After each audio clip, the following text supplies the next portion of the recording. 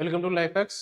अपन कर रहे थे बोर्ड के पीवाईक्यू, जिसमें अपना चैप्टर चल रहा है करंट इलेक्ट्रिसिटी। अपने ऑब्जेक्टिव क्वेश्चंस कर लिए हैं। 1 एंड थर्ड मार्क्स वाले क्वेश्चन अपने चल रहे थे, उसी को अपन आगे बढ़ा रहे हैं। इसके अंदर चैप्टर अपना करंट इलेक्ट्रिसिटी और उसमें 1 से 3 वाले मार्क्स वाले क्वेश्चन चल रहे हैं। इसमें नेक्स्ट क्वेश्चन देखो देखो जो पहले वाले क्वेश्चन नहीं देखे पहले वो देख लेना, क्योंकि वो थोड़े मॉडरेट क्वेश्चन, छोटे क्वेश्चन, 1 मार्क्स 2 मार्क्स। ये आज जो क्वेश्चन करेंगे थोड़े से लेवल मिलेंगे, या आपको मल्टी स्टेप क्वेश्चन मिलेंगे। ठीक है, एक ही स्टेप में नहीं होंगे, इसमें 2 या 3 स्टेप में आपको क्वेश्चन करना पड़ेगा, या आपको पार्ट्स में आपको क्वेश्चन ए या बी पार्ट। ठीक है, तो सब इससे पहले क्या करोगे, जो पहले वाली वीडियो उसको गो थ्रू करोगे, और साथ में अपनी फॉर्मूला बुक तैयार रखो, फॉर्मूला शीट तैयार रखो, फॉर्मूले दिमाग में घुसा के रखो, कर बैठो, कंफ्यूजन ना हो, है ना, फॉर्मूले वाला कंफ्यूजन। देखो क्वेश्चन क्या है, deduction of the relation between current flowing through the conductor and drip velocity of the electron, drip velocity of the electron के बीच, है ना, इस I और VD का बीच में रिलेशन। ठीक है, I और VD, पहले A वाला कर ले अपन। आपको सिंपल से I का फॉर्मूला बताएं, क्या होता है बेटा, dq बाई dt, सबको पता है।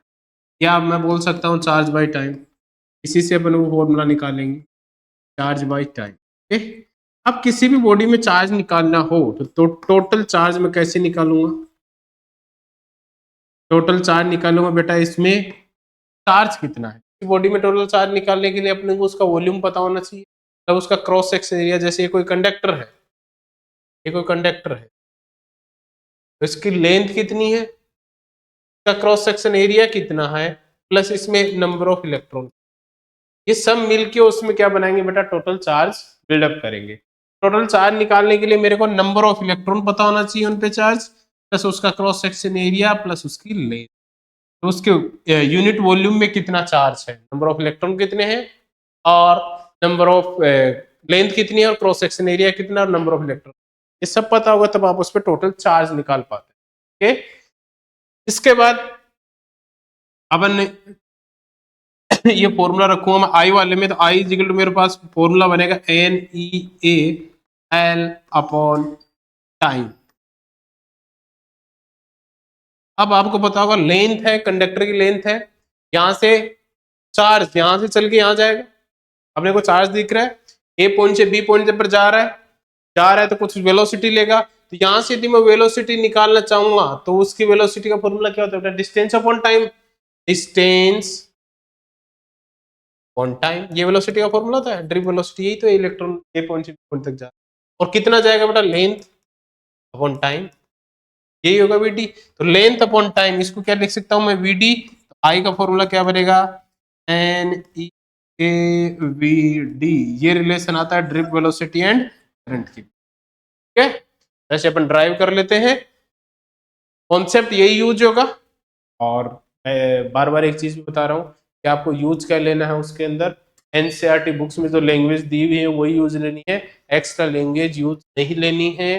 इसलिए जितना स्टेप में क्वेश्चन लिखोगे उतने अच्छे मार्क्स मिलेंगे आपको, इसलिए स्टेप वाइज क्वेश्चन का। ओके, ये ए पार्ट था क्वेश्चन। अब अपन करेंगे क्वेश्चन का बी पार्ट, इसको उठा रहा हूं मैं। अब अपन करेंगे क्वेश्चन का बी पार्ट, जिसको देखना हो ना नोट ले लेना बेटा, क्या करो, बी पार्ट यदि अपन यूज करेंगे, बी पार्ट में क्या दिया हुआ आपको, figure show in the plot the current flowing through the cross section area of wire of time T, I और टी में ग्राफ दिया आपको, cross section area wire time T, use the plot the find the charge flowing 10 second, देखो 10 second, यही formula कायम आएगा। आई is equal to भी क्या लिखा था, dq बाई dt। ठीक है, यहां से मेरे को निकालना है dq, वो आएगा क्या, आई dt, और q क्या आएगा बेटा, इंटीग्रेशन आई dt।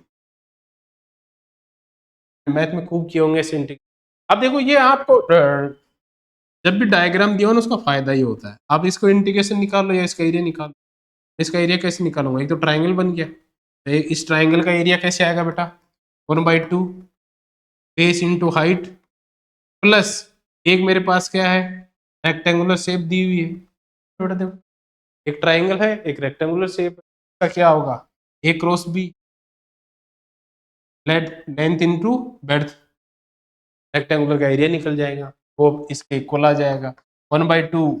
ट्राइंगल की बात करेंगे तो कितनी बेटा 5, और ये हाइट भी देखो इसके अकॉर्डिंग, ग्राफ के अकॉर्डिंग देखिए ये भी कितनी है 5, प्लस यहाँ 5 से 10 जा रहा है तो कितना बना बेटा, अंतर कितना 5 का, ये ऊपर वाला भी कितना बेटा 5। करो इसको सोल्व, 5 मल्टीप्लाई 5 से करेंगे 25, 25/2 12.5, प्लस ये 25 पास कितना है 37 ठीक है, ये अपने पास क्या आ जाएगा, इसमें चार्ज आ जाएगा। अब इंटीग्रेशन कर लो या डायग्राम दिए हुए, इनका सबसे अच्छा फायदा ये होता है कि अपन आसानी से क्या निकाल पाते हैं इसके लिए, हूँ डायग्राम दिया हुआ हो किस करने में जल्दी से, या इंटीग्रेशन का यदि आपको कोई फंक्शन देता उसको सोल्व कर, तो फिर उसमें लिमिट वगैरह रखते, यहाँ पे भी तो यदि आप इंटीग्रेशन से जीरो आई की वैल्यू, ठीक है। अपन ने सीधा कर लिया, क्या डायग्राम दिया हुआ था, डायग्राम में अपने टोटल एरिया आई और टी के टोटल एरिया किसको, चार्ज को, तो ऐसे अपन एरिया निकाला, दो पार्ट में किया इसको, ये ट्राइंगल बन रहा है, एक रेक्टेंगुलर बन रहा है। ट्राइंगल का एरिया का फॉर्मूला होता है 1/2 base into height, and rectangular का एरिया निकालते हैं L cross length into, value रखी दोनों 5 5 5 है, दोनों तीनों रखोगे करोगे अपने पास चार्ज आ जाएगा, ठीक है।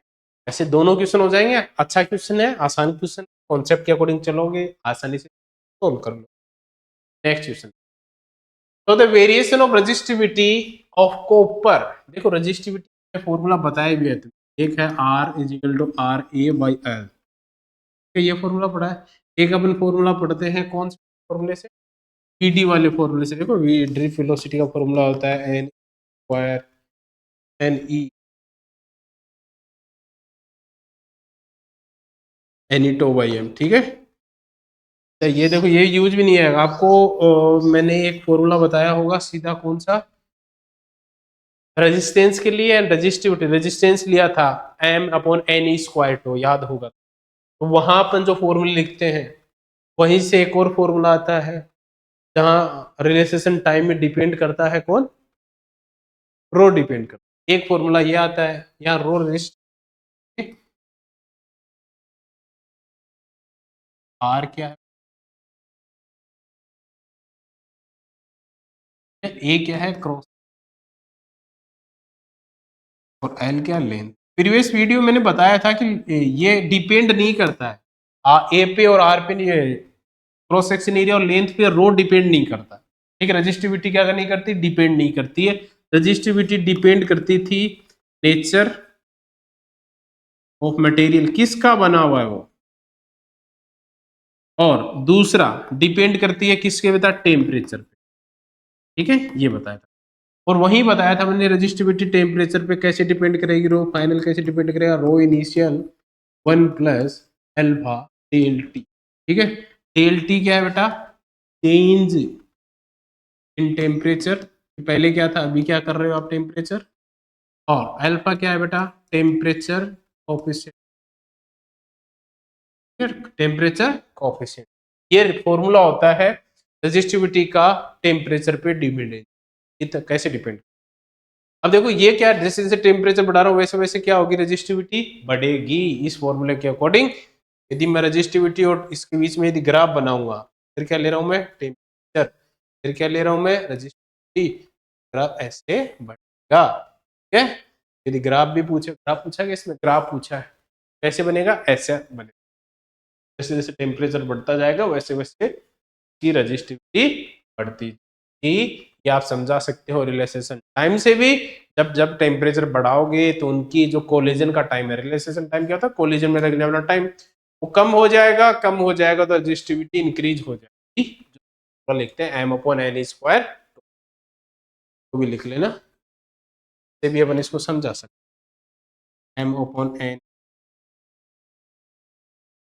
देखो ये किसी पे डिपेंड नहीं कर रहा, उन्हें रिलेशन टाइम पे कर रहा है, रिलेशन टाइम डिपेंड करता है टेम्परेचर पे, टेम्परेचर बढ़ाओगे जाएगा और ठीक है ना। तो ऐसे अपन रिलेशन बता सकते हैं रेजिस्टिविटी और टेम्परेचर का, रेजिस्टिविटी एंड टाइम का एक दूसरे पे कैसे डिपेंड कर रही है। चलो नेक्स्ट क्वेश्चन।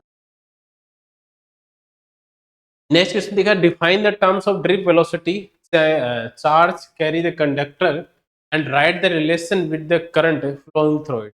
देखो डिफाइन करना term drift velocity charge carrying in a conductor. Drift velocity VD को डिफाइन करना है, जो अपन ने भी निकाला था इस केस में आई और वीडी में रिलेशन। ठीक है, आई और वीडी में रिलेशन निकालना है। देखो वही काम वापस कर, पहले तो एक बात, यदि तुम्हें फॉर्मूले याद होंगे तो ऐसे तुम जल्दी कर पाओगे। जैसे वी का फॉर्मूला मेरे को याद रहता है, ओ बाई एम होता है।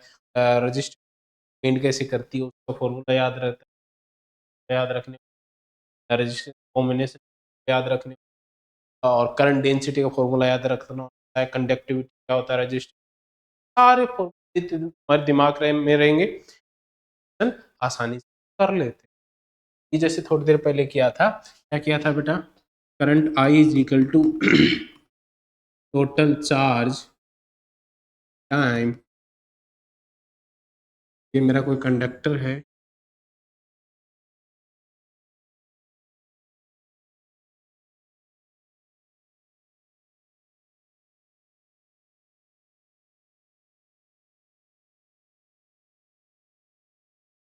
तो स्टार्ट हो जाएगा। ए पॉइंट से बी पॉइंट तक इलेक्ट्रॉन क्या करेंगे, ट्रेवल करेंगे, और अपने को करंट देखने। इसमें मैं दिया टोटल चार्ज निकालता हूँ ऐसे चार्ज की बात। ऐसे कंडक्टर में टोटल चार्ज निकालने के लिए अपने को एक तो चाहिए नंबर ऑफ इलेक्ट्रॉन के साथ charge of electron and cross section area and, या इन दोनों की जगह में क्या लिख सकता हूँ बेटा, दोनों की जगह लिख सकते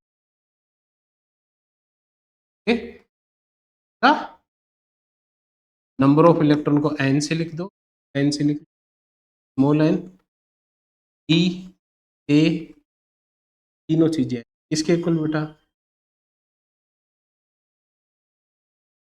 ये आता है टोटल चार्ज। अब टोटल चार्ज से आपको करंट निकालना है, बनेगा N E L by time. अब यहाँ कंडक्टर के अंदर मैं वेलोसिटी निकालू इलेक्ट्रॉन की, तो इलेक्ट्रॉन ए पॉइंट से बी पॉइंट तक जा रहा है डिस्प्ले, तो velocity V D, drift velocity यही होगी। ड्रिप वेलोसिटी क्या होगी बेटा, डिस्प्लेसमेंट अपॉन टाइम।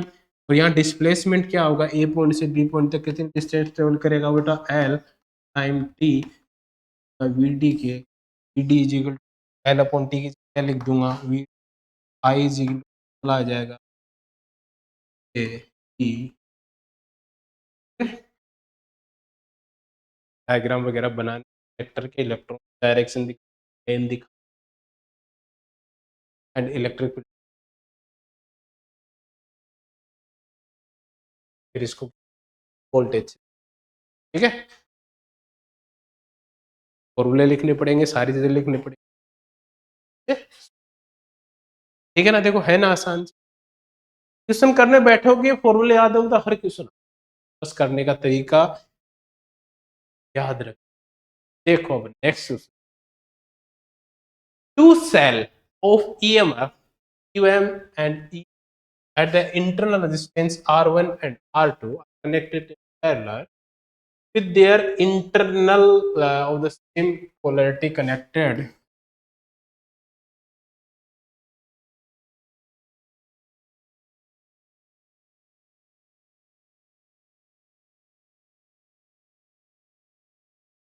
दोनों जो आपके पास सेल दिए हुए हैं, क्या है बेटा, पैरेलल कनेक्ट। क्या करना है, पैरेलल कनेक्ट।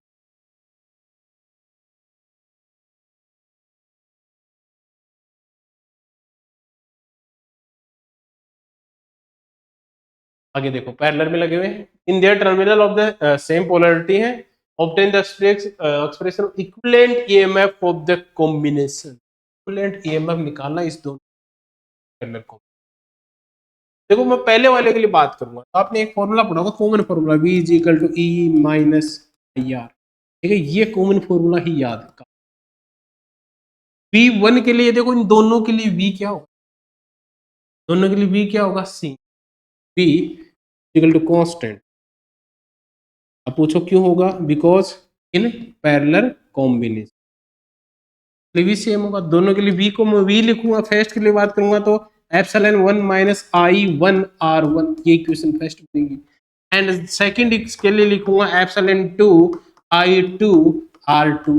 करंट में सेम नहीं लिख रहा हूं क्योंकि पैरेलल में है, दोनों के लिए करंट पैरेलल का याद रखना, पैरेलल में हमेशा वोल्टेज से एंड सीरीज में करंट से, याद रखने वाला कॉन्सेप्ट।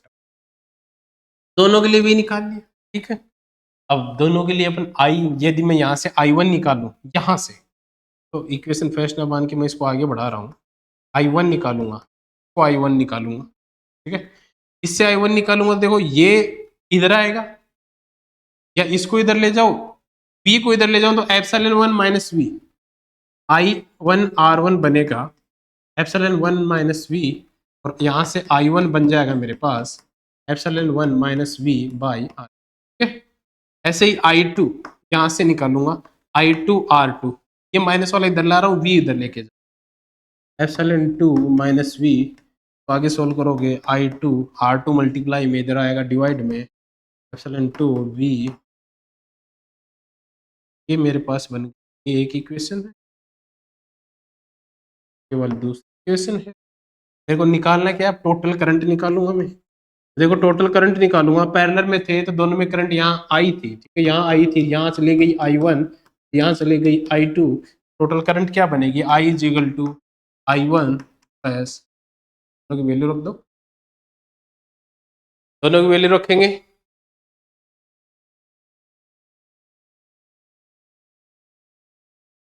I1 की वैल्यू कितनी है बेटा, epsilon minus R1, plus I2 की वैल्यू कितनी है, एप्सिलॉन 2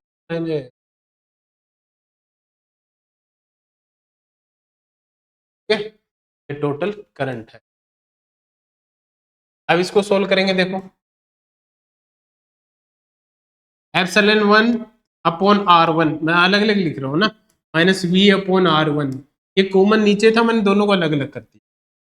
ऐसे ही epsilon 2 R2 minus V upon R2, और इधर जो I है टोटल I, वो V is equal to epsilon minus IR, equivalent की बात कर रहा हूं मैं, टोटल की बात कर रहा हूं, तो यहां से I का फॉर्मूला क्या बनेगा, epsilon minus V upon R, ये बनेगा ना, यही फॉर्मूला मैं यहाँ लिखूंगा epsilon minus V upon R। आप कंफ्यूज ना हो तो यहाँ इक्विवेलेंट लगा देना सबके, ये R के भी इक्विवेलेंट लगा देना, V तो वैसे भी सेम है, तो epsilon equivalent upon R equivalent या I इक्विवेलेंट, ठीक है। यहां से इसको क्या लिख सकता हूं मैं, epsilon equivalent upon R equivalent minus V upon R equivalent is equal to, देखो एप्सिलॉन एप्सिलॉन एक जगह ले लो, epsilon 1 plus R1 plus epsilon 2 R2, ठीक है। अरे माइनस का V क्या आ गया, माइनस V बात तो 1 अपॉन R1 प्लस 1 अपॉन ऐसे सो, ठीक है। यहाँ से दोनों से V ले लिया, इनसे एप्सिलॉन है, और अब देखो कंपैरिजन करेंगे, कंपैरिजन कैसे करूंगा बेटा, इसको एलसीएम ले लो पहले, तो कंपैरिजन हो जाएगा अपने साथ, epsilon 1 R equivalent R1 R2, LCM आ गया, R1 R2 एलसीएम आ गया, R2 epsilon 1 plus epsilon 2 R1, यही होगा, दोनों का एलसीएम ले लिया, मल्टीप्लाई कर लिया, और ये ऐसे कैसा चल रहा है अपना, अपन R1 प्लस 1 अपॉन, अब ई इक्विवेलेंट बताना है, ई इक्विवेलेंट बताना, देखो कंपैरिजन कर सकते हो, 1 अपॉन R ई इक्विवेलेंट, 1 अपॉन R ई इक्विवेलेंट की वैल्यू है, ठीक है। यदि आप R इक्विवेलेंट भी निकालना चाहो तो 1 अपॉन R ई इक्विवेलेंट की तो वैल्यू आ गई, मैं कंपैरिजन कर रहा हूँ दोनों साइड को, ये आएगी 1 upon R1 plus 1 upon R2, comparison देखो, माइनस का भी माइनस का भी माइनस का भी, 1 upon R equivalent 1 upon R, और अपने पास यदि इसकी बात करेंगे सेम टू सेम, इसकी वैल्यू क्या आएगी, इक्विवेलेंट अपॉन R इक्विवेलेंट की वैल्यू क्या आएगी, R1 E1 plus E2 R1 plus R2, ठीक है। अपने पास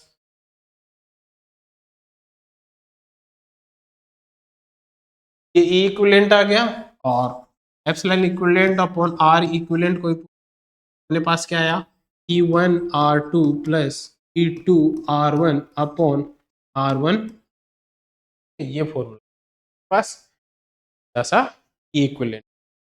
ही पूछा था क्वेश्चन में, क्या पूछा था अपने को, क्वेश्चन में क्या पूछा था, 2 सेल दिए हुए थे E1 एंड E2 और अपने को इंटरनल रेजिस्टेंस दोनों का दिया हुआ है R1 एंड R2।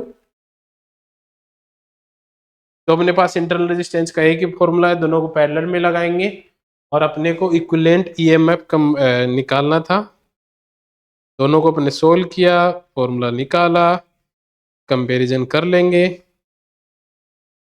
बस वैल्यू आई। ठीक है, आर इक्विवेलेंट भी आ गया, ई इक्विवेलेंट देखो आई का वैल्यू आ गया, हाँ क्या आ गया, इसको आप v के इक्वल लिख, हाँ v के इक्वल, v के इक्वल मैं बता रहा हूँ, इसको इधर ले आओ, इसको इधर लेके आऊंगा, प्लस का बनेगा या आर इक्विवेलेंट आर इक्विवेलेंट, वैसे भी बना सकते। मेरे समझ में आ गया ना मैंने क्या किया, पहले एप्सिलॉन 1 लिया, फिर एप्सिलॉन 2 लिया, फिर दोनों को सोल्व किया, फिर मेरे पास ई इक्विवेलेंट का सीधा सा फॉर्मूला क्या, कंपैरिजन करके। अब तो एक और दूसरा तरीका क्या था, जैसे ये चल रहा था, ये इधर वाला मत चलाओ, ठीक है, दूसरा तरीका बता रहा हूँ, ये इधर वाला कॉन्सेप्ट मत रखो, जैसे ये यहाँ तक आ गया, ठीक है, यहाँ तक आने के बाद आप अब कंपेरिजन करोगे इससे बेटा, तो आपका एक्चुअल होता है नेट वाला ई इक्विवेलेंट वाला जो फॉर्मूला होता है उससे कंपैरिजन कर लेना। मेरे पास आई का फॉर्मूला क्या आएगा, epsilon upon R1 plus epsilon 2 upon R2 minus ये आई के इक्वल, आई रखो, इसको आई इक्विवेलेंट ही रखो, ये चल रहा है, इसको अपन आगे सोल्व करेंगे, v इज इक्वल टू उस वाले फॉर्मूले से, कौन से फॉर्मूले से बेटा, इस वाले फॉर्मूले से, v is equal to E equivalent minus I R equivalent, ठीक है ना, इसी फॉर्मूले से सोल्व करेंगे, तो v उसको सेम टू सेम कर लो, इसको इधर ले आओ, ठीक है ना, इसको ही सोल्व कर रहा हूँ मैं, इस वाले को टर्म्स को इधर ला के सोल्व कर लो, आंसर आ जाएगा अपना, ठीक है, आई उधर ही रहने दो, आई उधर ले जाओ और वी इधर ले आओ, कहने का मतलब, ठीक है, जैसे मैं करके बता देता, मैं चाहता हूँ कि आया वी इधर आ जाए, आई इधर चला, ये आई इधर जाएगा माइनस का हो जाएगा, वी इधर आएगा तो प्लस का हो जाएगा, इसके बाद में स्टेप चेंज कर, मैं लिख सकता हूँ P इज इक्वल टू, ये भी लिख दो, R1 R2 सब एलसीएम ले रहा हूँ ना, R2 plus epsilon 1 R1 plus epsilon 2 और माइनस का आई, एक टर्म है आई। अब इसको अपन कंपैरिजन करने के लिए क्या करेंगे, क्या आ गया मेरे पास, ठीक है, अब ये हटाना है क्योंकि v इज इक्वल टू बनाना है, ये हटाना है तो ये डिवाइड कर दो, प्लस करके, आगे वाले में कर रहा हूं मैं, आगे वाला हटाता हूँ, वापिस लिख देता हूँ इधर R1 मल्टी,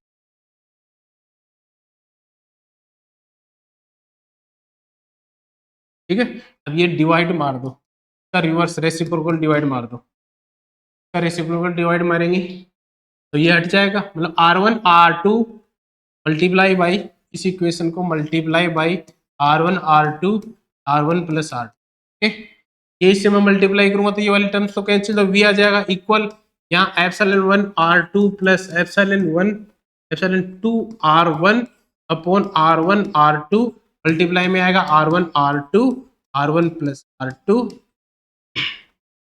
माइनस आई, ये भी मल्टीप्लाई होगा R1 R2 R1 प्लस, है ना, इससे मल्टीप्लाई कर दिया मैंने इस सारी ये वाली टर्म, देखो ये भी घट जाए, बचेगा क्या, epsilon 1 R2 2 R1 upon R1 plus R, फिर बचा माइनस का आई R1 R2 R1 plus R, ये इक्वल है V के, V का एक और फॉर्मूला होता है E equivalent I minus R equivalent, ठीक है, इससे कंपैरिजन करोगे इस फॉर्मूले को, E का V, E इक्विवेलेंट की जगह क्या आ रहा है बेटा, E इक्विवेलेंट की जगह आ रहा है epsilon 1 R2 plus epsilon two R1 plus R2, और R इक्विवेलेंट की जगह आ रहा है मेरे पास R1 प्लस, ठीक है ना। ये भी आएगा ना कौन से फॉर्मूले से बेटा, पैरेलल वाले से।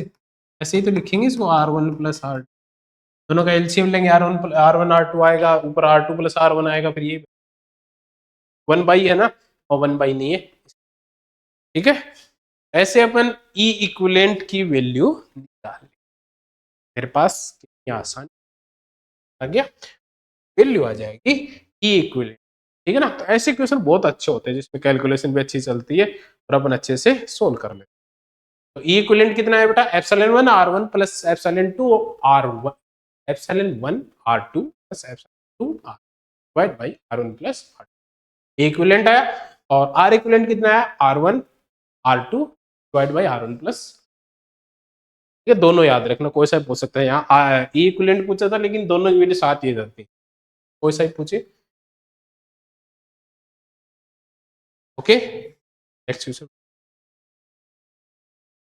नेक्स्ट क्वेश्चन दे रखा है, ये वेरिएबल रेजिस्टेंस है। वेरिएबल रेजिस्टेंस मतलब रेजिस्टेंस को अपन चाहे वैसे चेंज कर सकते। Connect across the cell of EMF and internal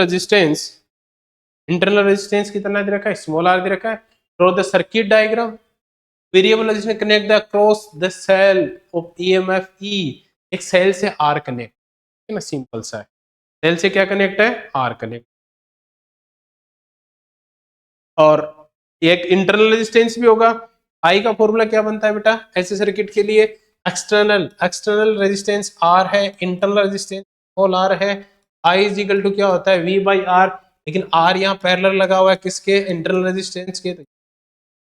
circuit बनाओगे ना तो ये जैसे आर लगा हुआ है, एक बैटरी लगी आर है, इसका स्मॉल आर। आपको एप्सिलॉन निकालना हो क्या करेंगे, या करंट निकालनी हो तो एप्सिलॉन अपॉन बैटरी का जो वोल्टेज है, सर्किट का जो वोल्टेज उसमें डिवाइड कर देंगे आर प्लस। बताओ ये समझ में आया, इतना आसान सा है ना। अब नेक्स्ट क्वेश्चन देखो, डायग्राम तो ऐसे बनाते हो, plot the graph showing the variation potential drop across R and the function of R, ठीक है। बी वाला जो पार्ट पूछा अपने को, आपको ग्राफ शोइंग द वेरिएशन बताना है। आई तो आ गया तुम्हारे पास, लेकिन वी पोटेंशियल निकालना होगा। सर्किट के लिए मैं वी निकालूंगा तो वी इक्वल टू क्या आता है बेटा, आई आर। सर्किट के लिए वी क्या आएगा, आई आर। आई आई की वैल्यू क्या है, एप्सिलॉन आर प्लस आर, ये मल्टीप्लाई हो जाएगी ए पटर। क्यों ये मैं क्यों रख रहा हूँ, इसके साथ ही रिलेशन पूछता है क्वेश्चन। आप बाकी दूसरा फॉर्मूला भी यूज कर सकते हो, लेकिन मैं ये इसलिए रख रहा हूं क्योंकि इसी के साथ रिलेशन पूछ, बताना ये था अपने पास ग्राफ में कि यदि v आर बढ़ेगा तो v क्या होगा, देखो दोनों क्या दिख रहे हैं, प्रोपोर्शनल बढ़ रहे हैं ना साथ। यदि आर बढ़ाऊंगा तो आर वी भी क्या होगा, इन, ठीक है ना। तो फ्रॉम जीरो टू इनफाइनाइट की बात करेंगे बी के लिए, फ्रॉम जीरो टू इनफाइनाइट की बात करेंगे तो यदि आर इंक्रीज होगा तो बी भी क्या होगा, इंक्रीज होगा। इस बी वाला पार्ट अब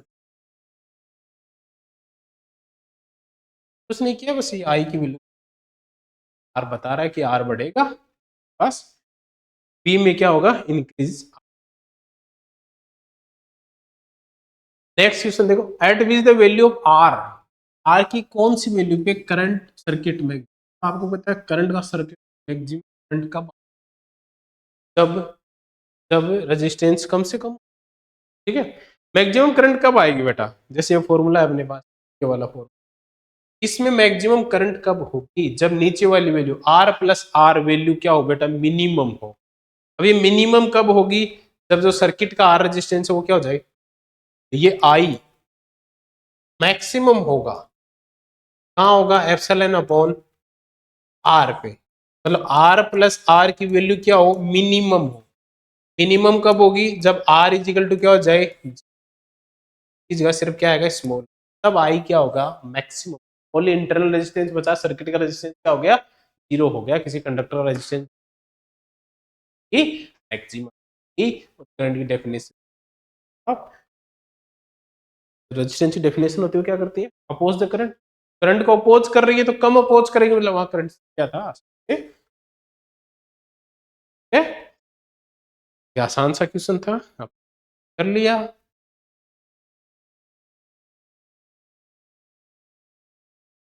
नेक्स्ट क्वेश्चन,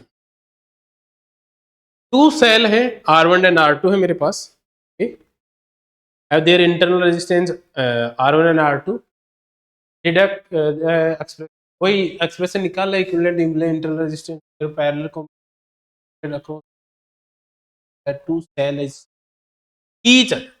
अब देखो ये तो ऊपर वाला जो था ना वो सेम टू सेम वही जो मैंने इक्विवेलेंट निकाला था, ठीक है, तो भी पैरेलल वाला निकाला था I1 I2 करके, इक्विवेलेंट कितना आया था बेटा। देखो ये सारा प्रोसेस डिफाइन में वापस नहीं समझा, कौन सा क्वेश्चन है अभी जस्ट करके आए, ये वाला जस्ट क्वेश्चन, ये वाला जो किया था मैंने, यहाँ सारी प्रोसेस आपको क्या करनी है, वापस करनी है, और ई इक्विवेलेंट और आर इक्विवेलेंट, ठीक है, रिपीट हो रहा है क्वेश्चन, तो इसमें ई इक्विवेलेंट और आर इक्विवेलेंट निकाल। ई इक्विवेलेंट कितना आया था, epsilon 1 R2 plus epsilon 2 R1 plus R2, ठीक है, ये आया था, और आर इक्विवेलेंट आया था मेरे पास R1 R2 अपॉन R1।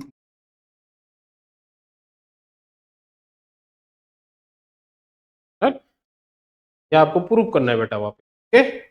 अब बी पार्ट पे चलते हैं, बी पार्ट में क्या दे रखा है, in the case of two cell is identical each of EMF, दोनों का EMF, and internal resistance are 2 ohm है बेटा, 2 ओम दिया हुआ है, इंटरनल रेजिस्टेंस 2 ओम है, तो आपको पहले internal resistance R1 R2 value रखो, सोल्व करेंगे, और पूछा क्या है इसमें, कैलकुलेट वोल्टेज भी पूछ, बी का देखो कि फॉर्मूला बना था अपने पास, तो फॉर्मूला क्या बना था, ये बना था ना, 1 R2 I R1 R2 R1 plus, यही तो बना था, इसको ई इक्विवेलेंट लिख माइनस आई आर इक्विवेलेंट लिख, ई तो वी का फॉर्मूला होता है, आर इक्विवेलेंट निकालेंगे, आर की वैल्यू कितनी है बेटा, आर की वैल्यू 2 ओम है, तो दोनों 2 ओम है, तो कितना आएगा, 2 2 हो जाएगा 4, और देखो 2 2 4 4 2 प्लस 2 4, आर इक्विवेलेंट कितना है, ऐसे ये निकालूंगा, एप्सिलॉन 1 की वैल्यू कितनी है 5, 5 को 2 से करो, 5 को 2 से 10 प्लस 5 को 2 से 10, 2 प्लस 2 ये बनेगा ना, क्योंकि दोनों सेम है, 2 प्लस 2 4 बनेगा, तो करो क्या बना, 10 प्लस 10 20 5 4 5, इक्विवेलेंट कितना बना 5 वोल्ट, एंड आर इक्विवेलेंट कितना बना आपके पास 1 ओम, ठीक है। आई निकालना है क्वेश्चन में, क्वेश्चन में पहले आई भी तो पता करना पड़ेगा, आई कौन से फॉर्मूले से आएगा, जस्ट अभी अपन ने जो फॉर्मूला निकाला फॉर्मूला, आई निकालना हो इससे पहले अपन में क्या निकाल लूंगा, वी निकाल, आई मेरे को चाहिएगा, आई के बिना वी आएगा नहीं, क्योंकि फाइंड करना है, आई के कौन से फॉर्मूले से निकालूंगा बेटा, आर प्लस आर से, ठीक है, क्यों, क्योंकि ये दिया हुआ है, इससे आसानी से निकल कैपिटल आर दिया, एप्सिलॉन की वैल्यू कितनी है 5, ये कितना है 10 प्लस स्मॉल आर है 2, 5/12, ये आई मेरे पास एम्पियर में करंट, 5/12 क्या आई करंट, फिर में क्या आ गई बेटा करंट, V इक्वल टू क्या होता है बेटा आई आर, ठीक है, V इक्वल टू क्या होता है आई आर, आई की वैल्यू 5 आ गई, आर की वैल्यू कितनी दीजिए 10 ओम, तो V इक्वल टू क्या आया आई और आर, V कितना है बेटा, आई कितना है, V निकालना है, आई कितना आया 5/12 मल्टीप्लाई बाई आर कितना है 10, कितना आ गया 15/,